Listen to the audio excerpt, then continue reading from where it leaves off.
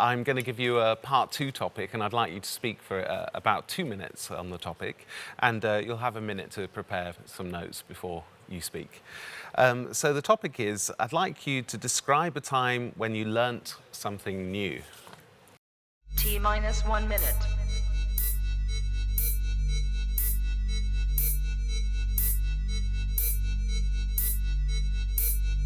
T-minus 50 seconds.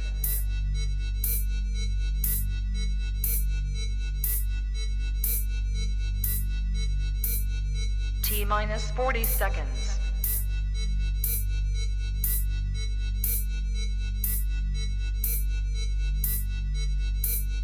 T-minus 30 seconds.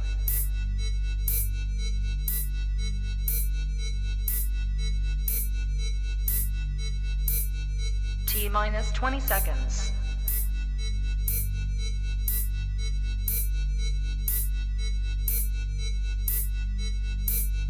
Ten, 9, 8, 7, 6, 5, 4, 3, 2, 1, 0.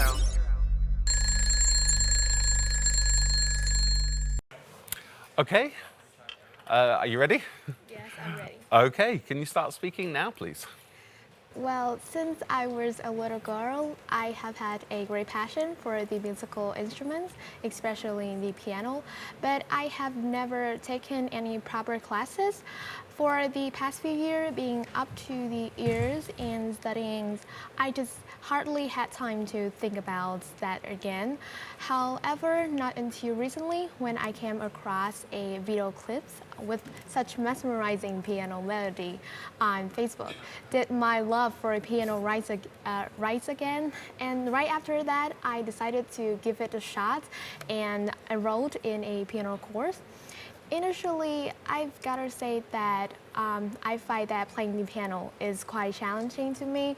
Although I am a fast learner in terms of memorizing the music notes, I struggle in developing coordination between my two hands and hit the notes correctly.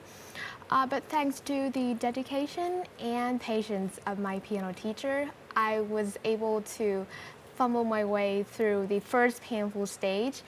And I have also, this experience was unlike anything I have ever tried before and was a quite time-consuming and cumbersome process. However, the whole experience was just exciting, and I find that it is really invigorating. Once I got the hang of the piano, I was just like on top of the world and was amazed by how wonderful it is to produce such sweet melodies by myself. I still remember vividly that sense of fulfillment when I can finally play the first piece of music on the piano. All in all, playing the pianos was just a really exciting thing to me. Thank you very much. Thank you. So I've been busy taking lots of notes here as you're speaking. I hope that didn't distract you too much. Excellent fluency when you're speaking. It sounds really, really great, and your pronunciation is very, very clear. There was one little bit of feedback that I wanted to give you. I noticed you said, "I have had," and I'd really like to hear a contraction being used, where you draw those words together and say, "I've had," instead of "I have had." It sounds a bit robotic if you say every single word. So to get to the higher marks for pronunciation, use contractions regularly. Like instead of saying "I will," say "I'll." "I will have," "I'll have" is a more unusual one. Some really good vocabulary, like I've been up to my ears in my studies. I decided to give it a shot. I remember vividly when I played the piano for the first time, and I was unable to fumble my way through the first painful stage. I really loved that language. It was very topic specific, and it fit really well with the topic. So very well done for that. Yes, thank you for your feedback. Thank you so much. Let's move on to part 3 topics related to this part 2 topic. So the part 2 topic was a time when you learnt something new, and the part 3 topic that I've invented is talking about learning and technology.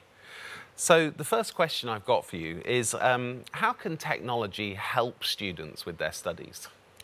I believe that the students can make use of the technologies for their studies a lot. They can find a great source of information on the internet that can facilitate their studies, such as some materials, references, or kind of books that related to their area of studies, especially the ones who are financially disadvantaged and they don't have the chance to go to extra class or some courses. I think technology can benefit them a lot. Great, I love that language, financially disadvantaged, very nice language. Let's move on to another question. So we've talked about how technology could help students, but sometimes can technology cause problems for students? Yes, I do believe so. With the advancement of the technologies, there are a lot of tools that can help the students in their studying. Just take the example of the ChatGPTs. So the students, there are some students who use it to cheat in their exams, and I don't think that is a positive development. Great. And what I really liked there is you sort of answered my question a little bit before in the previous question, and you referred back to that and said, as I just said, which I really like. You don't say, well, I just told you the answer. You refer back, but then you paraphrase what you said, and you paraphrased it very well. Excellent. Thank you.